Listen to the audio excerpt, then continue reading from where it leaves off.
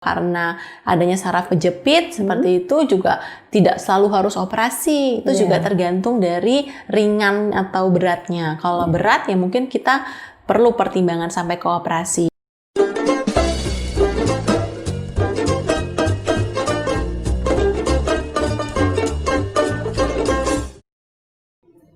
Hai there. Hai there. Kita jumpa lagi dalam episode Hai there Medical Made Easy. Kali ini telah hadir bersama saya Dr. Anastasia Maria Loho, spesialis syaraf, teman sejawat saya di Klinik Hyandra, Jakarta.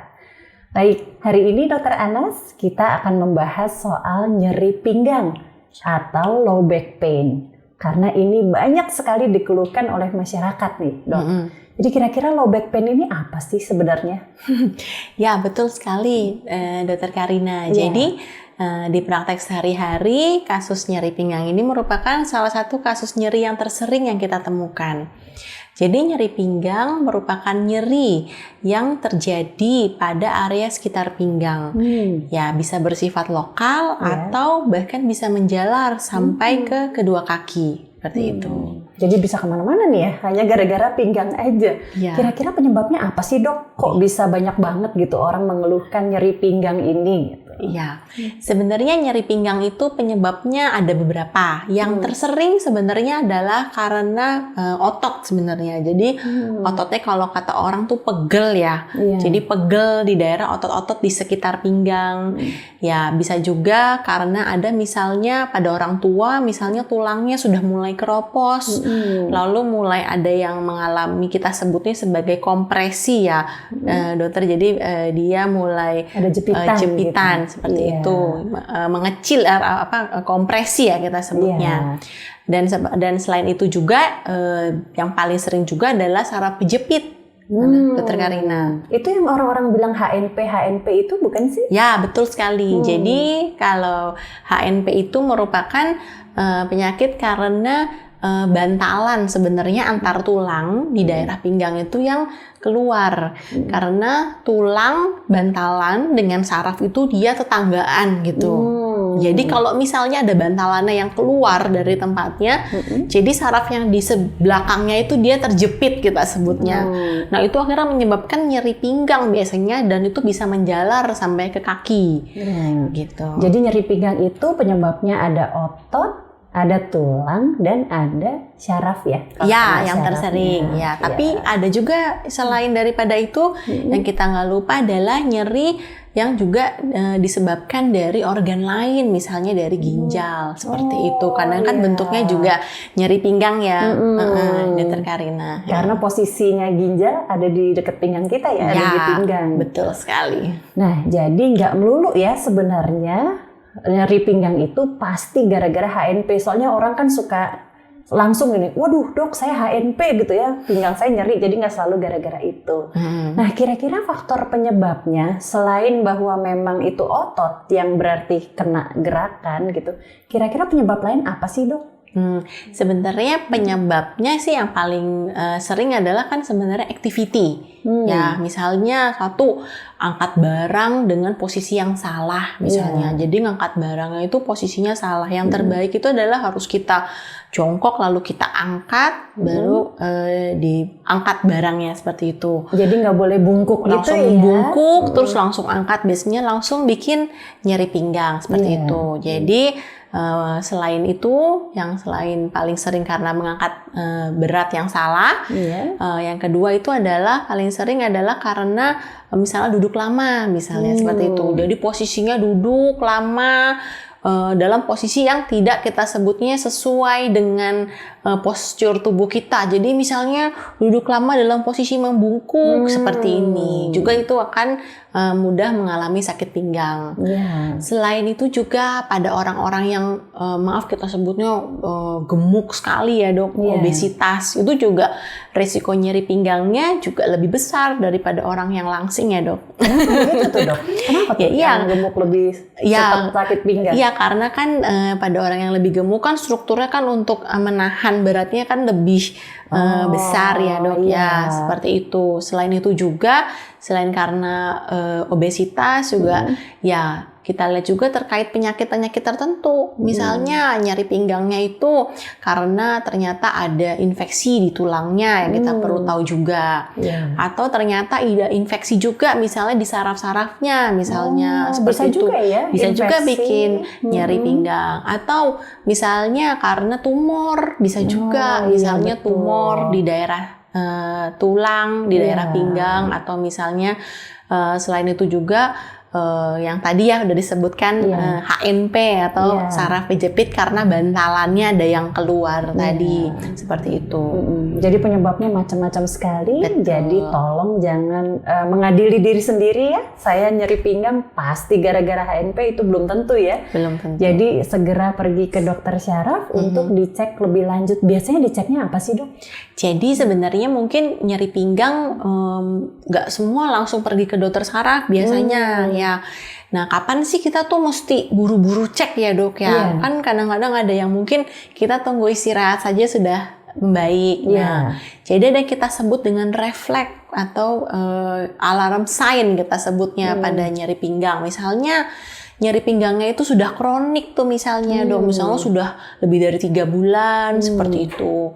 Atau misalnya nyeri pinggang yang disertai dengan kelemahan misalnya pada kaki. Bisa 1 kaki atau 2 kaki. Nah, kalau seperti itu sudah harus segera ke dokter. Atau nyeri pinggang yang disertai dengan gangguan buang air besar, buang air kecil, seperti itu. Bisa juga ya? Bisa juga, karena kan saraf kita ada saraf untuk pergerakan, ada saraf untuk rasa raba, ada saraf juga untuk buang air besar, buang air kecil, Dok. Gitu. Selain itu juga kalau nyeri pinggangnya misalnya disertai dengan gangguan sensasi, misalnya tadi seperti rasa kesetrum atau rasa tersilet-silet misalnya, seperti itu. Atau ya nyeri pinggang yang sangat hebat tentunya ya sudah harus segera ke dokter ya. Ke rumah sakit ya, ke dokter untuk diperiksa lebih lanjut seperti itu. Dan lagi juga yang kita perlu ingat, nyeri-nyeri pinggang misalnya pada kasus-kasus dengan tumor misalnya yang tadi saya sebut. Nah, kan kita takutnya ada penyebaran ya. Penyebaran ke tulang seperti itu, akhirnya menyebabkan nyeri pinggang. Selain itu juga misalnya pada kasus misalnya ada infeksi seperti infeksi TBC seperti itu. Itu sering juga ya. Bisa juga. Negara kita endemi ya. Betul, di kita TBC.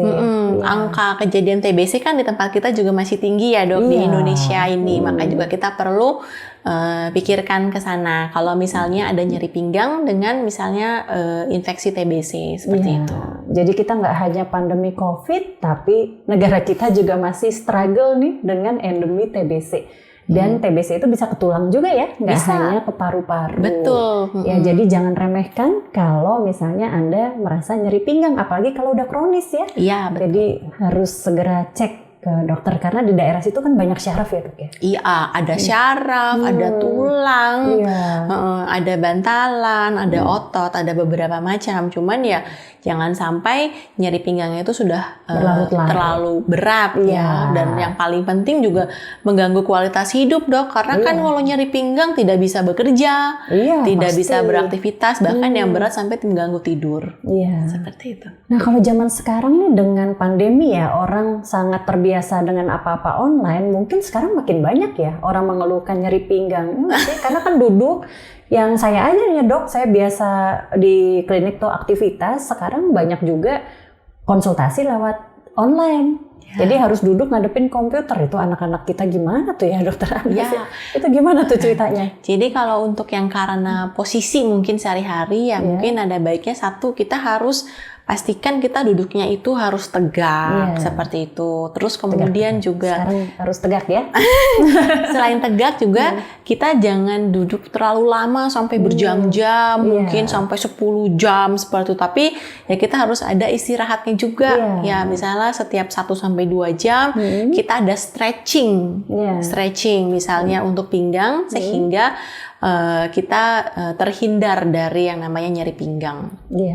Jadi kalau misalnya posisi sebenarnya kita harus ingat tuh ya, ingat-ingat sendiri bahwa setiap beberapa, mungkin nggak 1 jam kali ya, Dok, itu juga udah pegel sih. Mungkin setiap 30 menit ya kita bisa tuh ganti posisi dulu, misalnya berdiri dulu sebentar gitu. Ya, stretching ya. Stretching itu penting banget. Dan posisi juga penting ya dok ya. Tidak boleh posisi membungkuk terlalu lama misalnya seperti itu. Ya. Nah kalau obatnya sendiri, kira-kira apakah harus selalu operasi dok? Jadi nyeri pinggang kan tergantung tadi ya dok dari penyebabnya apa. Betul. Seperti itu. Kalau misalnya nyeri pinggangnya karena infeksi harus diberikan obat infeksinya tersebut seperti itu. Kalau karena tumor ya tentunya ya harus ada penanganan tersendiri terhadap penyebab tumornya. Tapi kalau untuk penyebabnya karena otot seperti itu ya tentunya kita bisa bantu dengan misalnya seperti tadi stretching, dengan berolahraga, misalnya dengan berenang, misalnya seperti itu.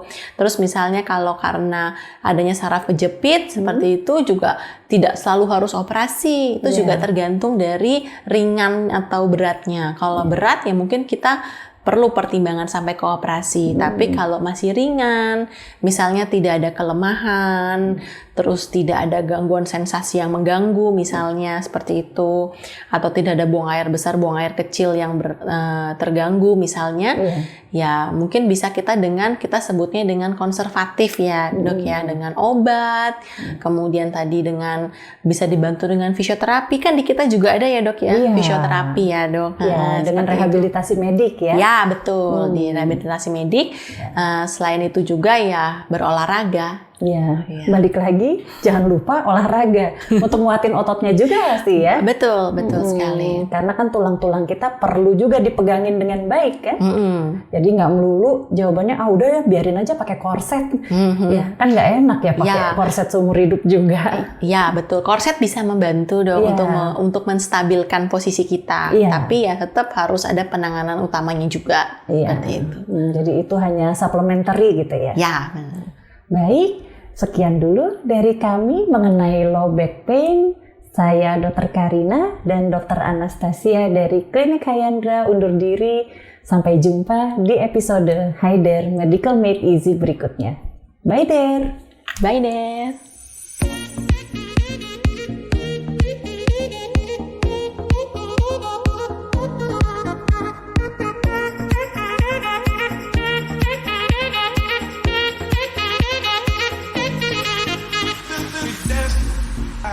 We dancing,